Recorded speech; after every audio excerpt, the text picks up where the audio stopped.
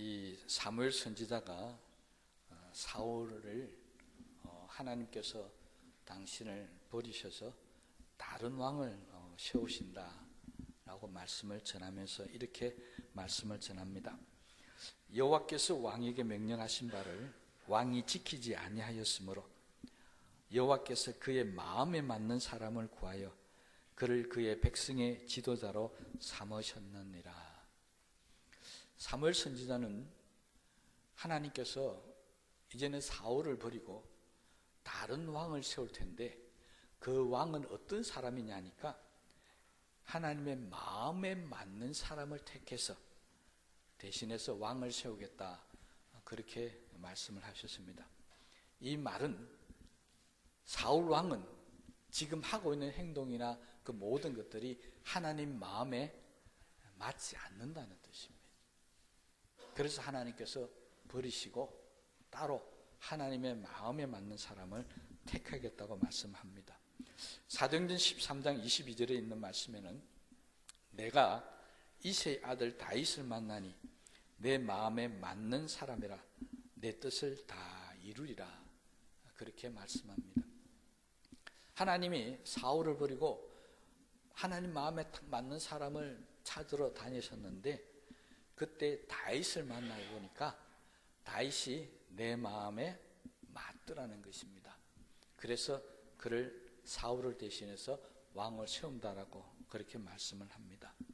성경은 다윗은 하나님의 마음에 맞는 사람이었기 때문에 하나님이 그를 왕으로 세우셨고 평생 그에게 존귀와 부귀와 영광을 누리게 하셨고 심지어는 그의 후손들까지도 계속해서 이스라엘의 왕위를 이어받을 수 있도록 그렇게 축복하셨다는 것입니다.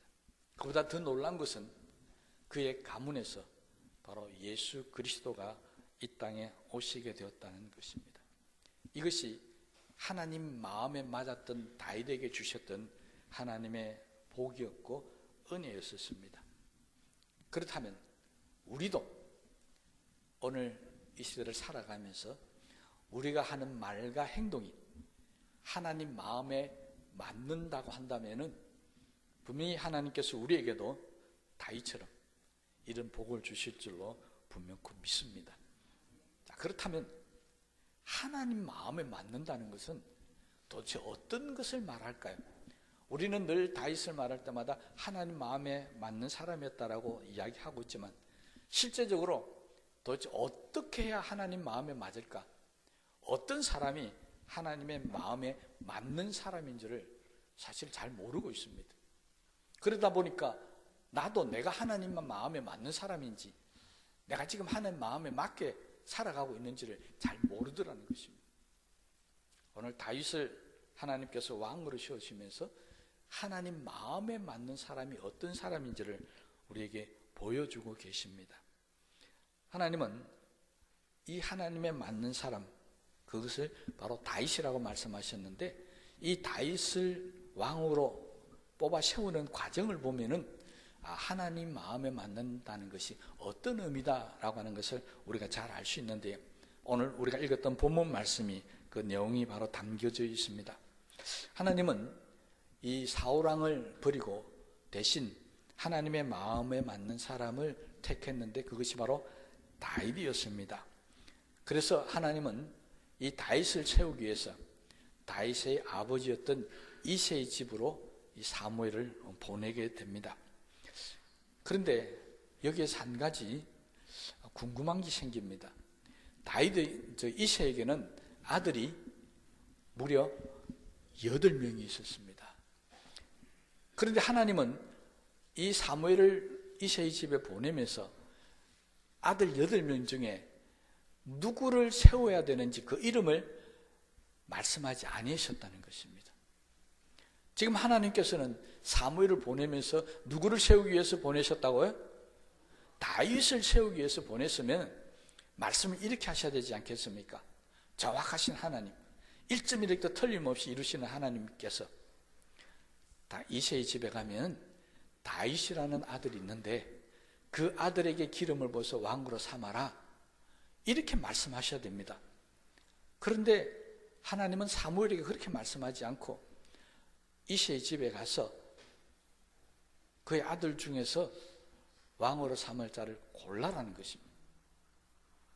그러니까 사무엘이 가서 보니까 한 명이 아니고 무려 8명이 있는, 이걸 어떻게 세워야 될지 모르잖아요. 그래서 한 명씩 부릅니다.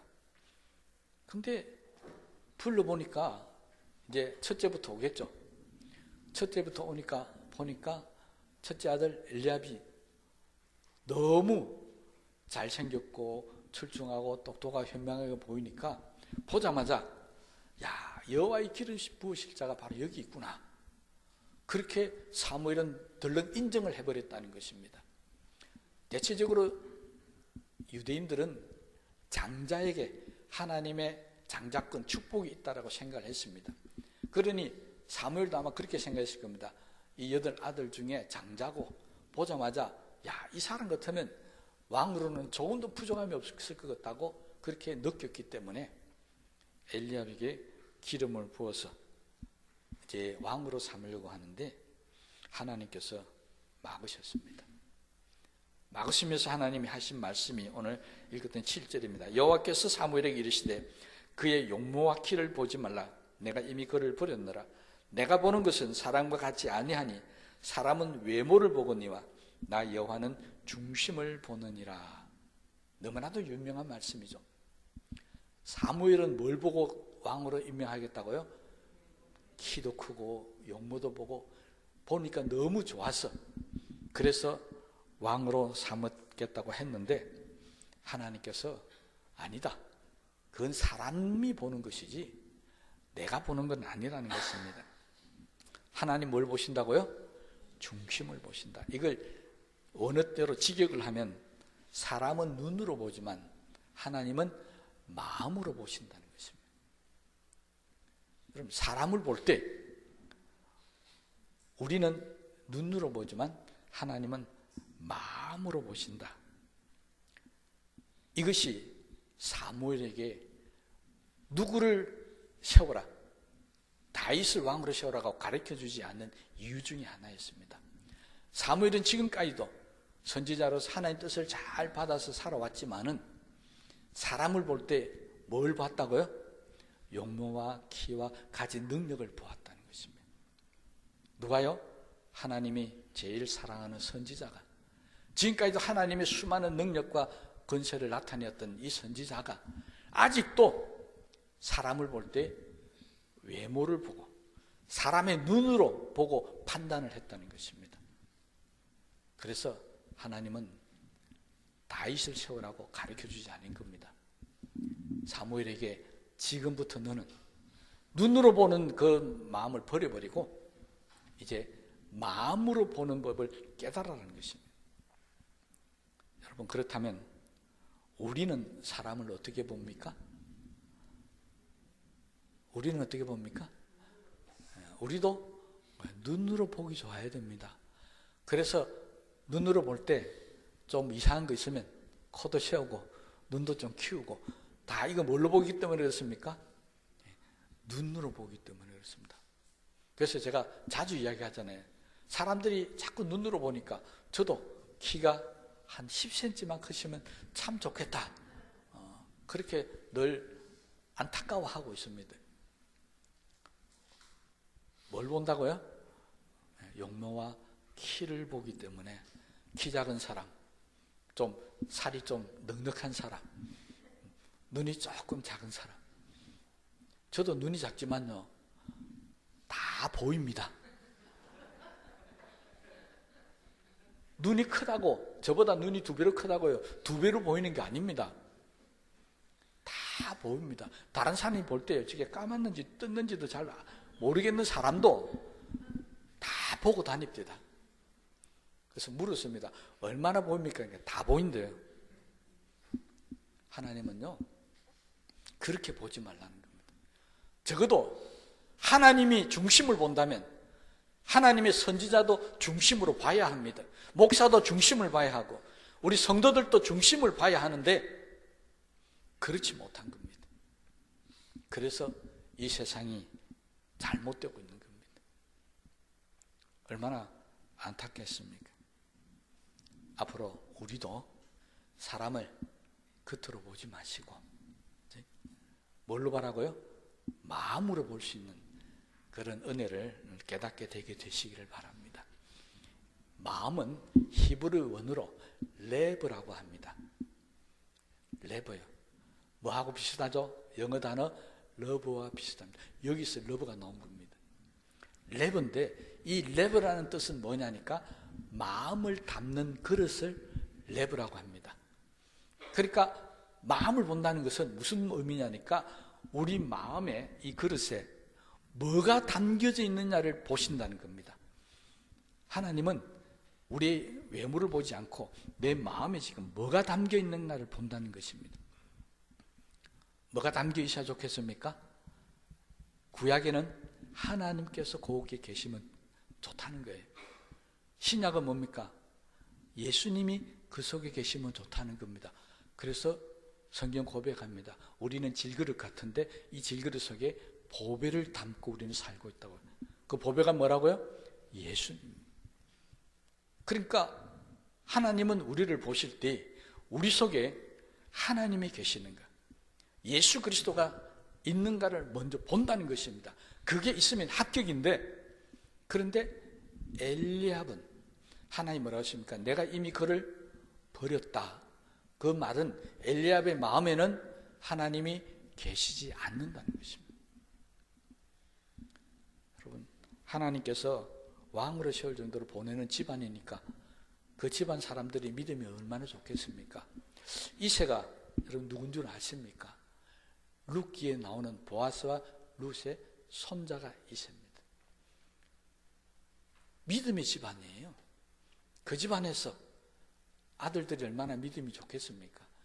그러면 그 안에 하나님이 계셔야 되는데, 성경에 보면 불행하게도 7째 아들까지 하나하나씩 다 불렀지만 하나님께서 계속해서 아니라고 말씀하십니다.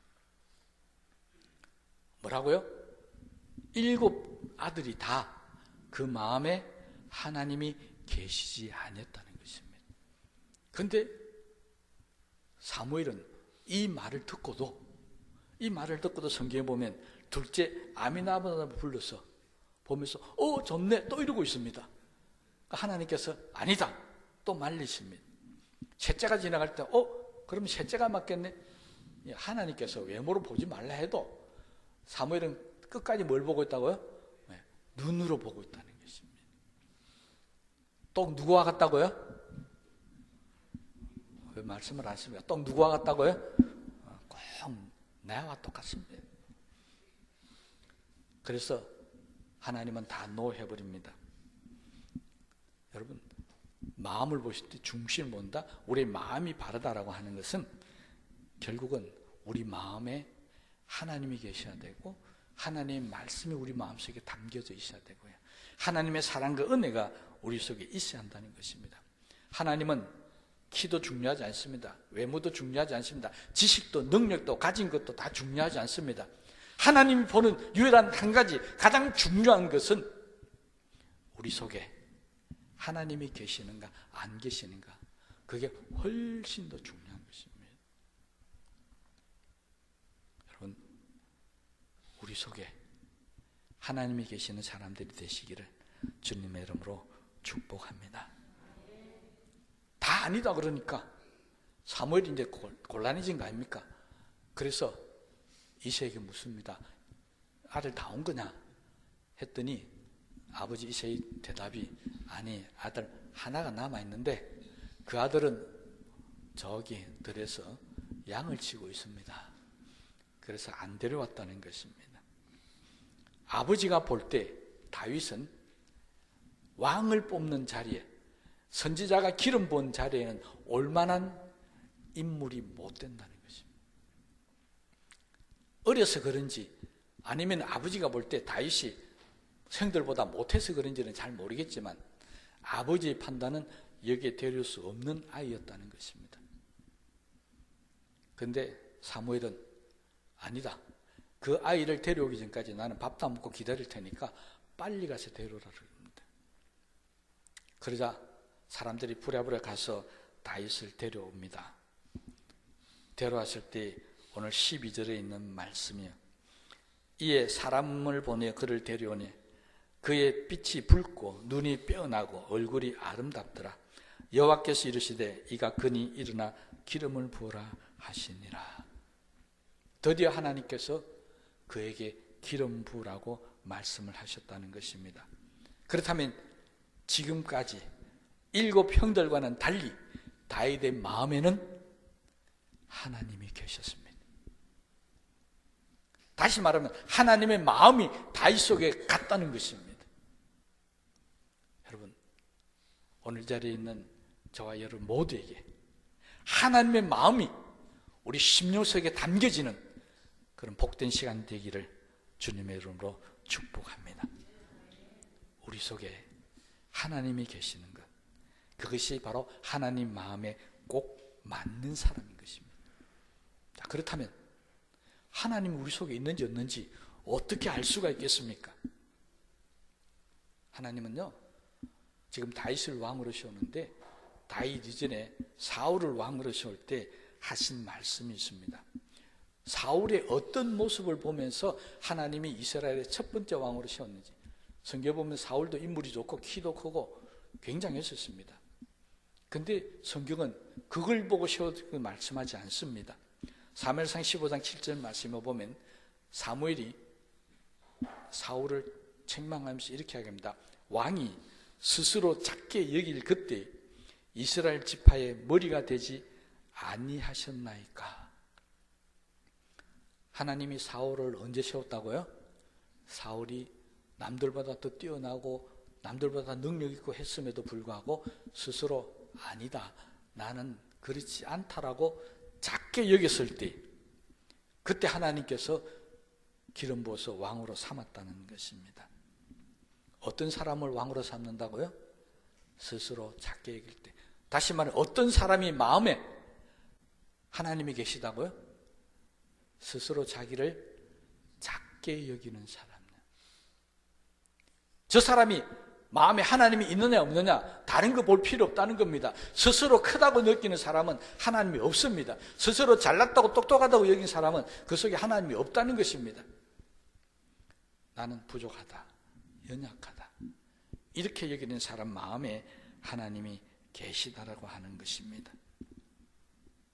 스스로 크게 여기는 사람은 하나님이 그 마음에 계실 수도 없고요, 함께 하실 수도 없어서 결국 버릴 수밖에 없었다는 것입니다. 사울은 스스로 자기를 작게 여길 때 그 마음에 하나님 모시고 살았는데 스스로 크게 여기니까 하나님의 말씀도 어겨버리고 자기 마음대로 살았지 않습니까? 여러분, 제가 지난 주간에 우리 권사님들 계신 데서 이렇게 질문을 한 적이 있습니다. 세상에서 가장 큰 힘을 갖고 있는 존재가 누굽니까? 라고 물었습니다. 그럴 때 하나님, 또 어떤 왕, 뭐 어떤 이야기가 많이 나왔습니다. 제가 다시 묻겠습니다. 이 세상에서 가장 큰 힘, 능력 가지고 있는 존재, 하나님보다도 우리가 더 크게 말하는 존재가 있습니다. 누구겠습니까? 예? 본인이라고 그랬다고요? 돈, 예? 아닙니다. 그 사람의 이름은 바로 지입니다. 지. 무슨 말 이해가 안 되죠? 예, 지 맘대로 하는 사람. 이건 하나님도 못 말립니다. 하나님이 아무리 말씀하셔도 지 맘대로 해버리니까 하나님 말씀도 필요 없는 거예요. 목사 말도 필요 없고요. 누구 말도 필요 없습니다. 그죠? 지 마음대로 한 사람. 이게 세상에서 제일 높은 사람인데 어떻게 보면 세상에서 제일 어리석은 사람입니다. 여러분의 이름이 지가 되지 마십시오. 누가 여러분을 향해서 지 마음대로 이래버리면 그거 문제가 있는 사람입니다. 그 말이라고 하는 것은 그 사람은 하나님보다 더 높게 살고 있다는 사람입니다. 우리가 생각할 때 하나님을 무시하며 살고 있다는 것입니다. 그래서 지 마음대로 사는 겁니다. 사투리지만 사사기에 분명히 이야기하고 있습니다. 그 시대는 자기 뜻대로, 자기 마음대로 살았다 했어요. 하나님 무시하는 겁니다. 사울왕이 그랬습니다. 지 마음대로, 자기 마음대로 하는 순간에 하나님은 사울을 버리셨습니다. 반대로 다윗은 우리가 시편을 봐도 그렇고 자기 마음대로 할 때도 있습니다. 그래서 우리 아내 바세바도 취하고 했잖아요. 그렇지만 자기 마음대로 하고 난 후에는 반드시 다윗은 하나님 앞에 무릎을 꿇고 회개하며 애통하며 눈물을 흘리며 자복했습니다. 그래서 하나님은 다윗이 기뻤던 것입니다. 우리는 하나님 앞에 수많은 죄를 짓고 잘못되고 내 마음대로 살면서도 회개를 안 합니다. 하나님 앞에 나와서 자복하지 않습니다. 기도하지 않습니다. 그래서 뭐 어때? 그렇잖아요. 사울왕이 그랬잖아요. 사무엘이 와서 왕이 왜 제사를 지냅니까? 그러니까 그게 어땠어? 내가 왕인데. 이거 정말 위험한 생각입니다. 저는 우리 마음에 하나님을 모시고 사는 사람들은 자기를 스스로 작게 여기는 겸손한 삶을 살 수밖에 없습니다. 다윗은요, 왕을 뽑는 자리에 안 갔습니다. 우리는 못 갔다고 생각하겠죠. 아니요, 다윗이요, 아버지 나는 왜 뺐는데 하고 때를 쓰고 울고 하면 어쩔 수 없습니다. 여러분 자녀들 키워봐서 알죠? 제일 사랑스러운 자녀가 첫째입니까? 막내입니까? 네, 막내잖아요. 막내가 뗐으면 어쩔 수 없습니다. 첫째는 듬직하다고 그러고 막내는 부모가 다 집니다. 어쩔 수 없어요. 다윗은 막내였습니다. 막 때를 쓰고 하면 다윗도 데려갈 수밖에 없겠지만 다윗은 스스로 자기를 작게 여겼습니다. 형들을 볼 때 형들이 나보다 훨씬 나으니까 7 형들 중에 누군가가 왕이 되겠지.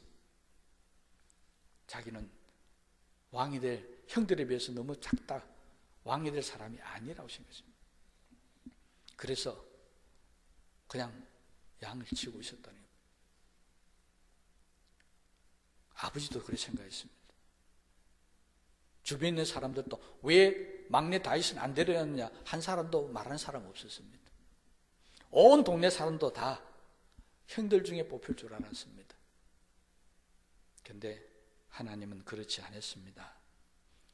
자기를 스스로 작게 느끼고 형보다 형들이 돼야지 내가 되지 않는다라고 하는 그런 겸손한 마음으로 살아가고 있는 다윗이 하나님 보실 때 더 좋았더라는 것입니다. 여러분, 우리 하나님을 모시고 산다면 이런 마음을 가지고 사십시다.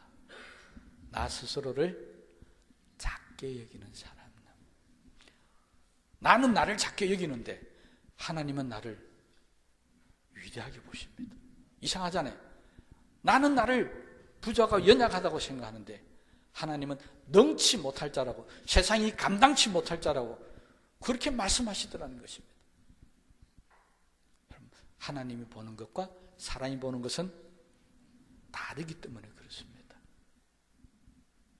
여러분, 우리 스스로를 작게 여기는 마음을 우리 마음속에 담고 사시기를 바랍니다. 하나님은 다윗의 이런 모습을 보면서 사무엘을 통해서 기름 부어서 왕으로 세웠습니다.